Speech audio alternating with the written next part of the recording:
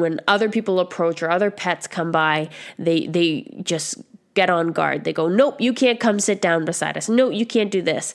And so many pet parents just let that go and they think it's the cutest. Oh, they're trying to protect me, or oh, we just have such a close relationship. Well, it's all fun and games until someone gets hurt.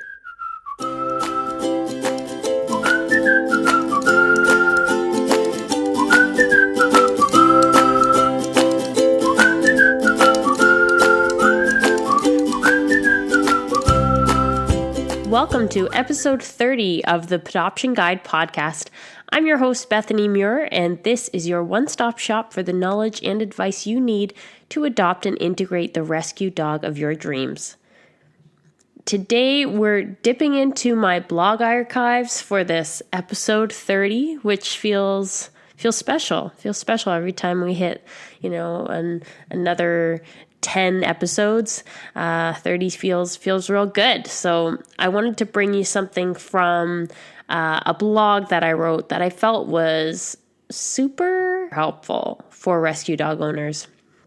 And it's really applicable to any dog owner, whether you've had your dog for a few days or a few months or years even.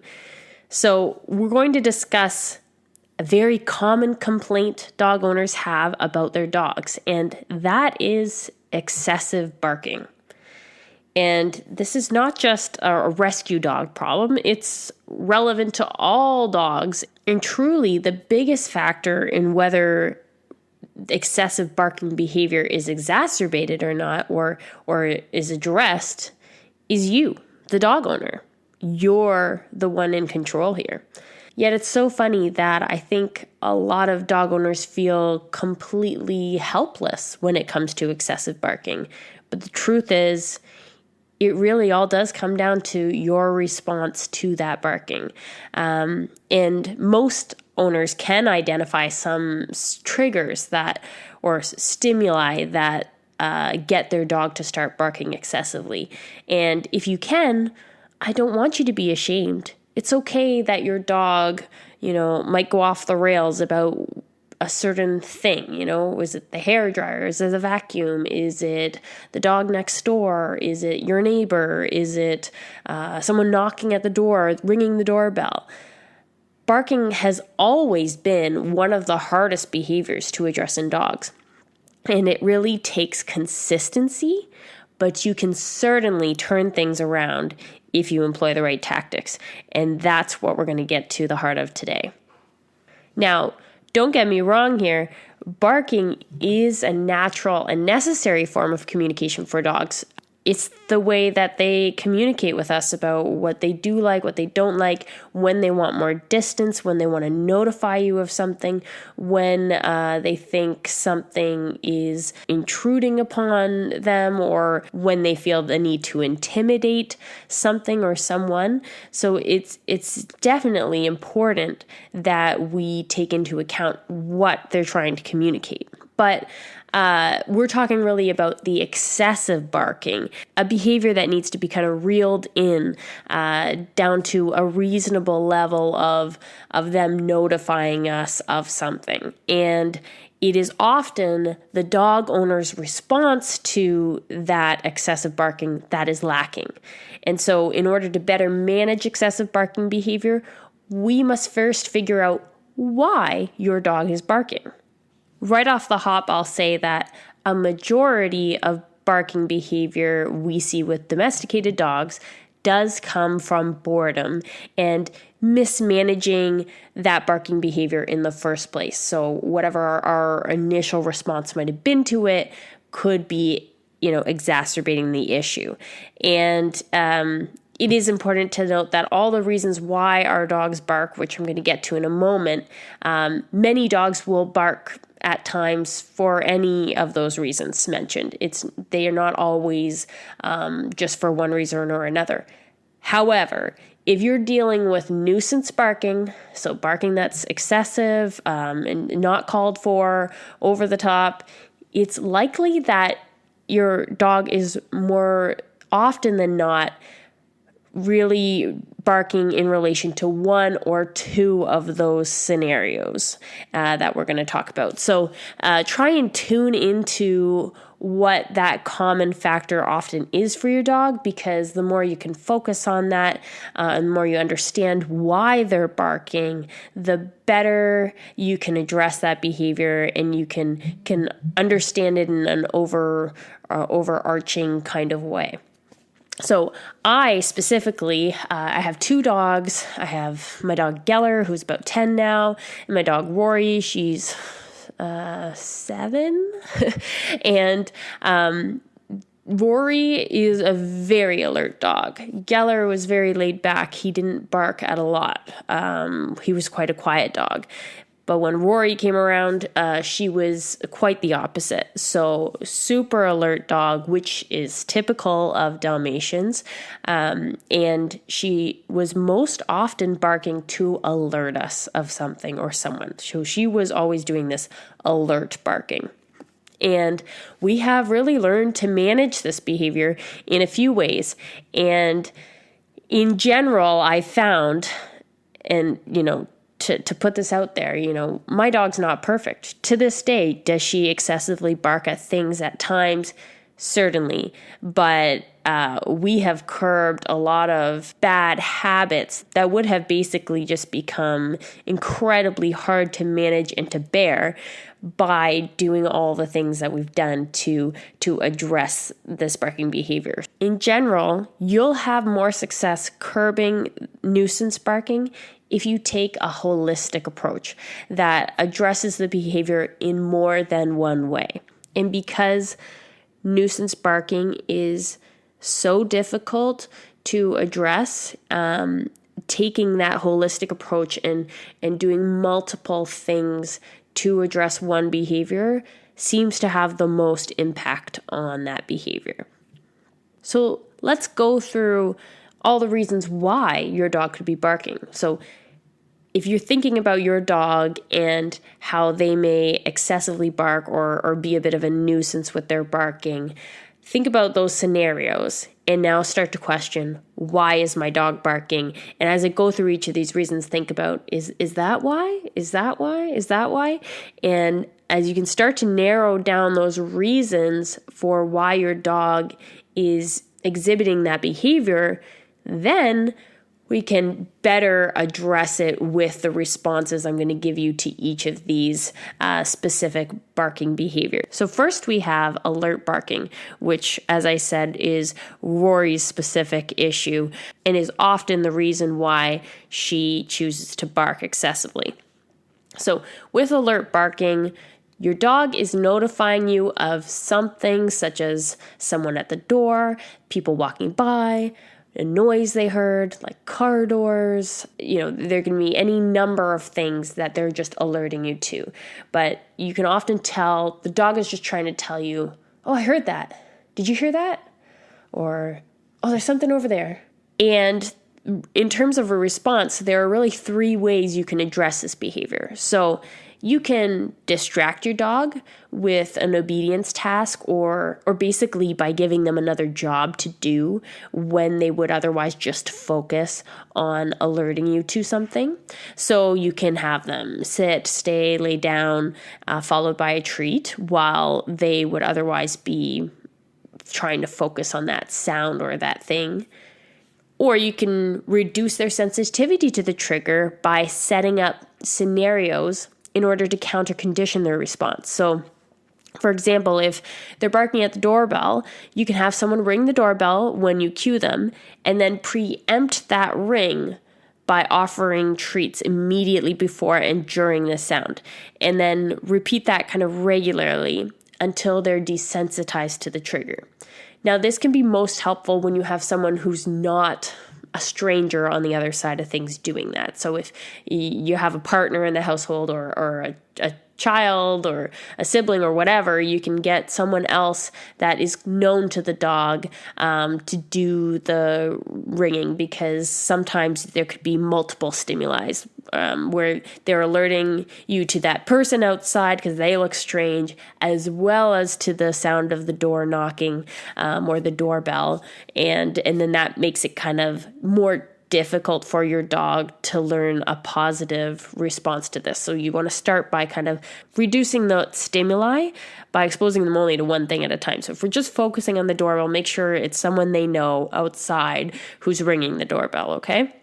And you can start with just having that sound going off on your phone rather than, going to the door expectant of someone or them seeing someone at the door ringing the doorbell, to just work on them desensitizing to the sound itself.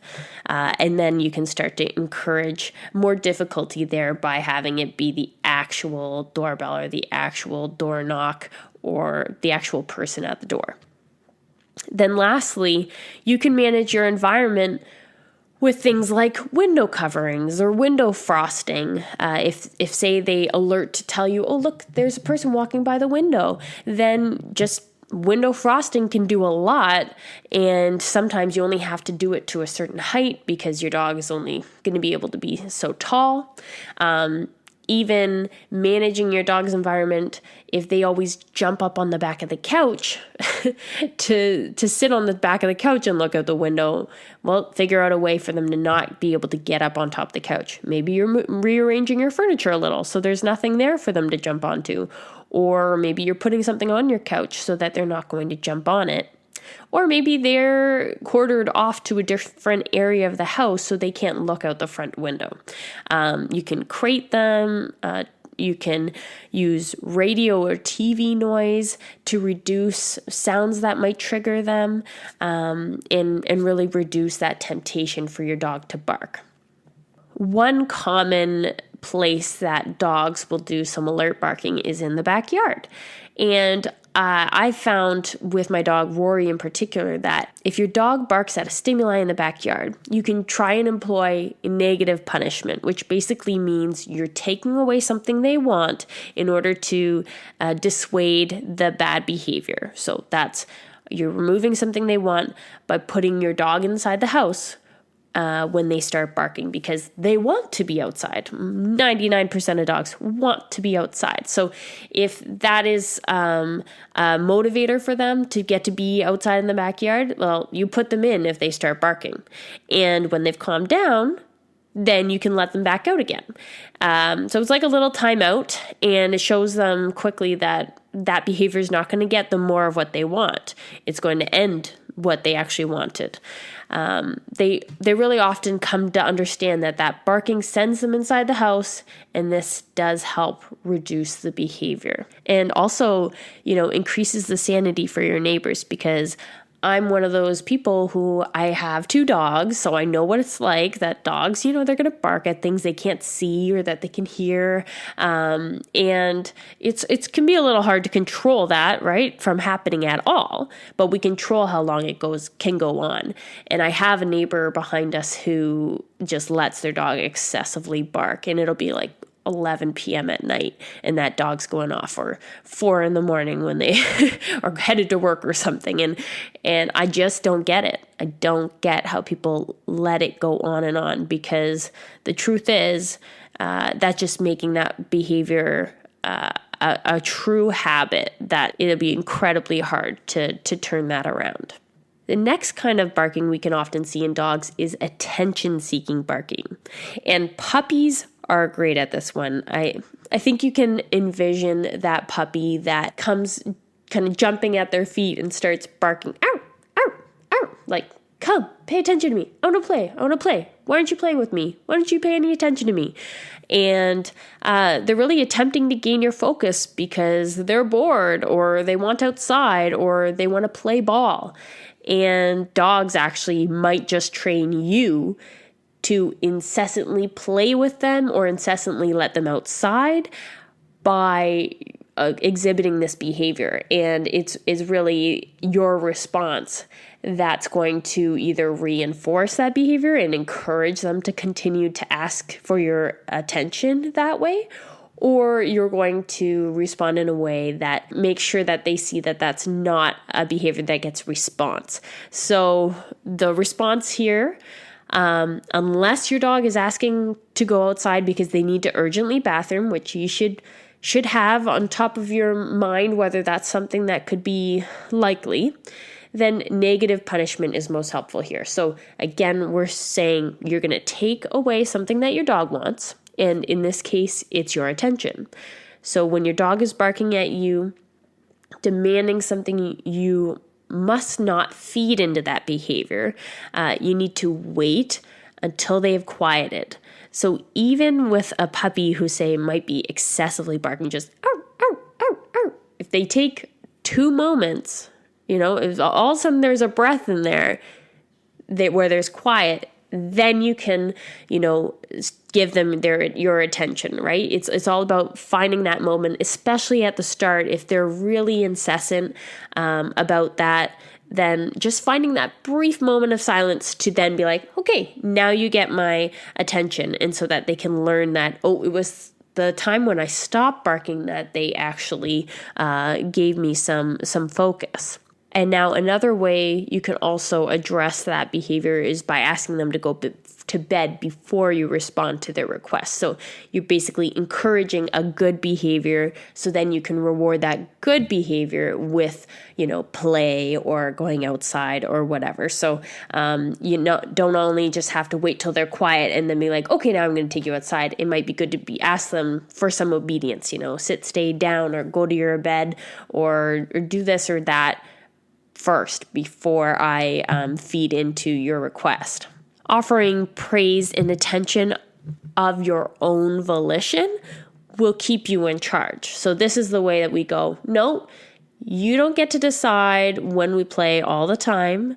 I'm going to be the person who decides that based on your behavior. And if you have good behavior, we're more likely to be going in and going on that walk or going outside or playing.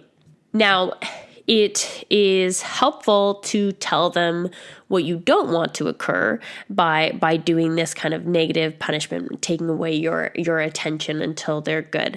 But it's also really helpful to offer positive reinforcement frequently for the calm and quiet behavior that your dog naturally exhibits, so that you're telling them what you also like to occur. So not just what you don't like, but what you do like. So when you see them having those instances where they just calm down on their own, or, oh, look, they just went to their bed on their own, make sure you have treats for those things. And you're going, great job doing this, great job doing that, so that they see, ooh, I want to get more of those treats. So I will continue to do more of those things. Otherwise, another response to attention-seeking barking is that your dog is probably bored. So we need to ensure your dog has activities to address this boredom. And there are many things now out there to help encourage mental stimulation for your dog. But something like food puzzles, even lick mats or snuffle mats, and clicker training sessions, all of those things are great mental stimulation for your dog and allow them to put new focus into something rather than focusing on attention seeking. And of course, on top of that is adequate exercise. That's key, of course. So that's just a basic need for your dog. But if you're finding your dog is bored, then taking them for a walk or having a quick play session outside to get that excess energy out can be great, even before you do the clicker training session or you give them the food puzzle. So all those things will be really helpful in addressing this attention-seeking barking, which is most often demonstrated because your dog is bored.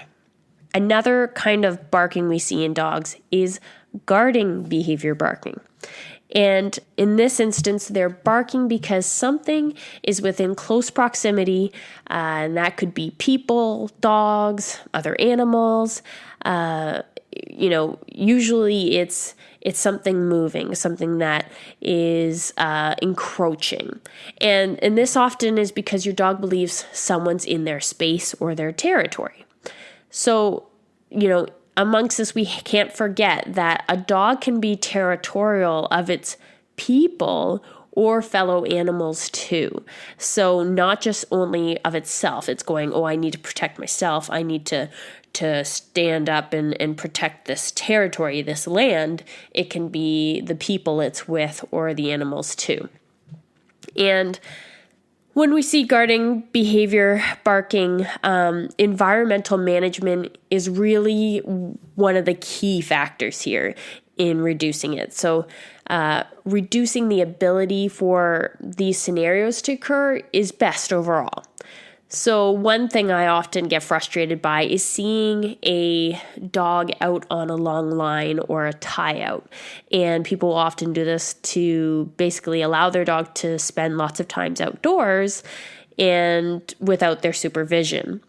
Or maybe with their supervision, but no matter what, so that they don't have to have their hands on the leash or whatever and give their dog more freedom. Well, truthfully, a dog on a long line or a tie out often just causes a lot of frustration for your dog. They don't often feel like they can defend themselves because they are stuck. They're stuck to a line. They only can go so far.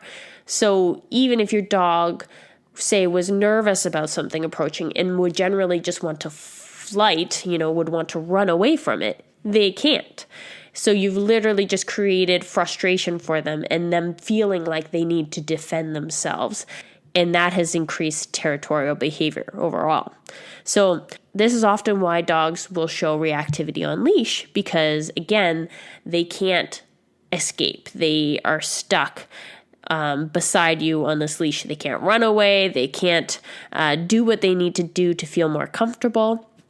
And I know certainly for my dog Rory, she's stranger danger dog. She does not like to be approached by strangers on leash, and she can be really great with strange or new people coming into our home or into our backyard as long as she's off leash. But if you put her on a leash, she's going to be much more stressed because she just feels like her options have been cut and that she has no options. She is stuck. So if your dog barks in a guarding manner, so that would be like they kind of hold their ground or they freeze, their shackles are up, or they might give a thick stare, or there possibly be some growling, some showing of teeth, any of those things that kind of indicate maybe a bit more of a guarding manner.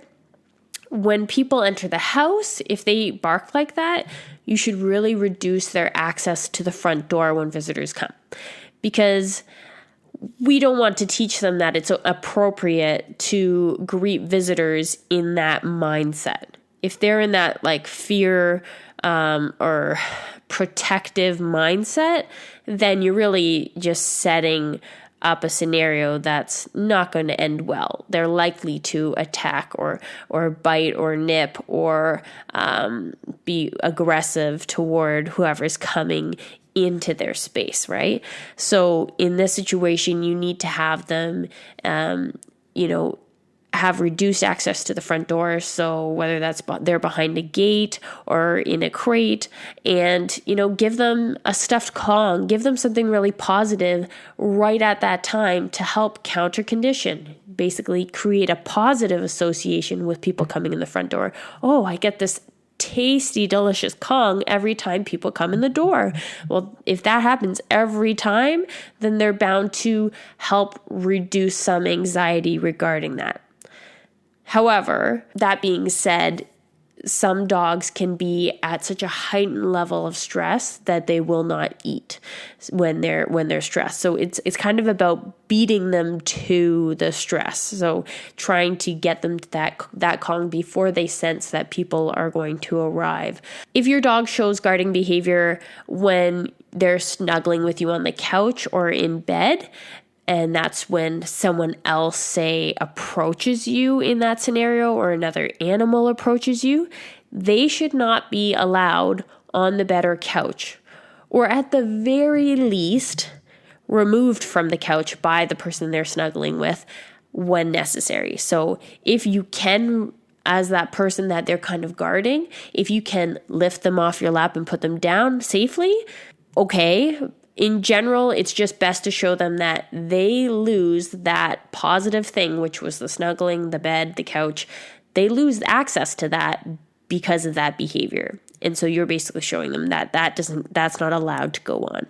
And then on top of that, because you're probably never going to get that dog back on the couch with you unless you do something else to ensure that people approaching you or other animals approaching you is okay.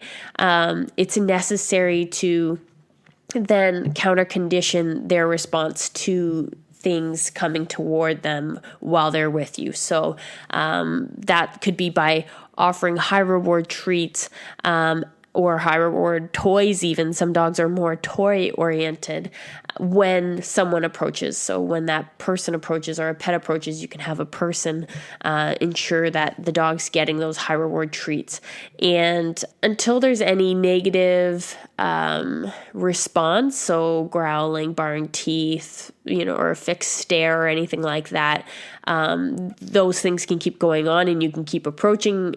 But if at any point it turns into any guarding behavior, the dog needs to be removed so that they learn that is the consequences of that behavior, because there's no reason you need to be guarded in that scenario. This is one of the things I see happen a lot with families where the dog will really cling to someone in the family. It could be a child or it could be one of the parents.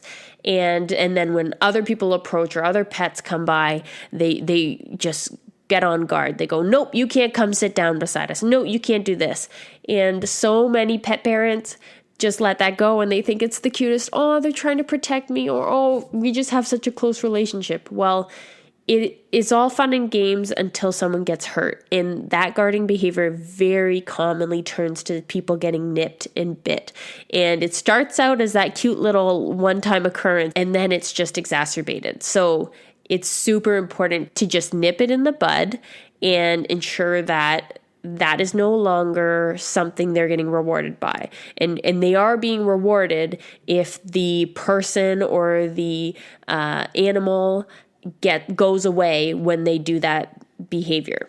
And the last type of barking I've got here is fear barking. So if you haven't figured out just why your dog barks at things yet, or barks in different scenarios yet, maybe this is why your dog is barking. With fear barking, your dog's not just notifying you of something's presence, but they're outright fearful or anxious or aggressive due to it. So this often is because they weren't properly socialized to the stimulus. So we can see this certainly in a lot of like rescue puppies or rescue dogs, because there's oftentimes their owners just didn't have the time of day for them to show them things or to socialize them appropriately. Or they had environments that they grew up in that were completely different from what they're in now. So they were often outside. Well, now they're inside. They've never had to see a vacuum before, or never had to deal with a hairdryer before. So the barking is a way of the dog trying to increase distance between itself and the thing it is afraid of. It thinks if I bark enough, maybe that thing will go away. The appropriate response to fear barking is that you can attempt to counter condition fear barking by offering positive things like treats, toys, food puzzles, whenever your dog is in the presence of that thing they're fearful of, so that stimuli. You can also reduce the difficulty for your dog and yourself initially by just increasing distance when your dog is exposed to that stimulus. So say they're fear barking at a stump. My dog Rory actually did this. She was barking at a stump. She was like, I've never seen that stump before. What is it doing there? Get it away from me. So you can start by instead of walking right up to that stump next time, if you know they're scared of the stump, you stay further away from it, and at the same time are providing great treats to encourage that it's okay. We don't need to be scared of the stump. Good things happen while we're by the stump. And another example would be if your dog aggressively reacts to other dogs on leash, which my dogs both have done, make sure to be observant on your walks and then give yourself as much distance as possible. Don't just stay on the same sidewalk and just try to go around the tree or on the boulevard. Try by increasing that distance greatly by going to the opposite side of the street if you can.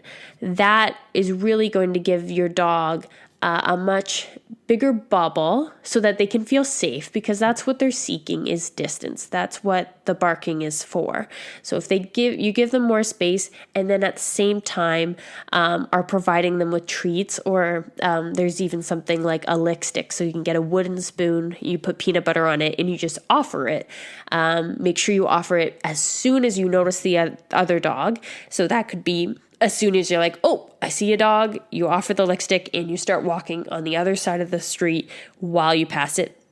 Then continue offering that lick stick until you're past and your dog has stopped paying any attention.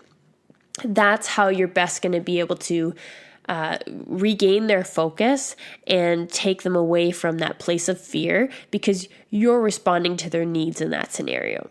And then as time goes on, that fear is likely to be reduced, and you should be able to decrease that distance that's necessary, or what we would call is like your dog's threshold. And that's basically the amount of distance they require to be comfortable as they see other dogs on the street. So with all this being said, depending on the severity of your dog's fear, you may need to consult a canine behaviorist, and they can give you a customized plan to really address this behavior, because some dogs are just going to be more fearful than others. At the animal hospital I worked at, we had some border collies that were quite fearful, and those dogs really needed extensive work when it came to their fears, and they had fears about dealing with the veterinary staff and having people touch them other than their owner. But a behaviorist can really give you that one-on-one attention that your dog requires to deal with a specific fear or many fears, and can maybe get you to the root of why they're experiencing such great fear. The worst thing that you can do regarding any of this excessive barking behavior, whether it be the alert barking, the guarding behavior barking, or the attention-seeking barking, or the fear barking, is nothing. The more a behavior occurs without any intervention, the more habitual it becomes. You know, that dog that barks in our neighbor's backyard, certainly if that dog had to go inside every time that dog barked, it wouldn't bark to the same extent or length that it barks now.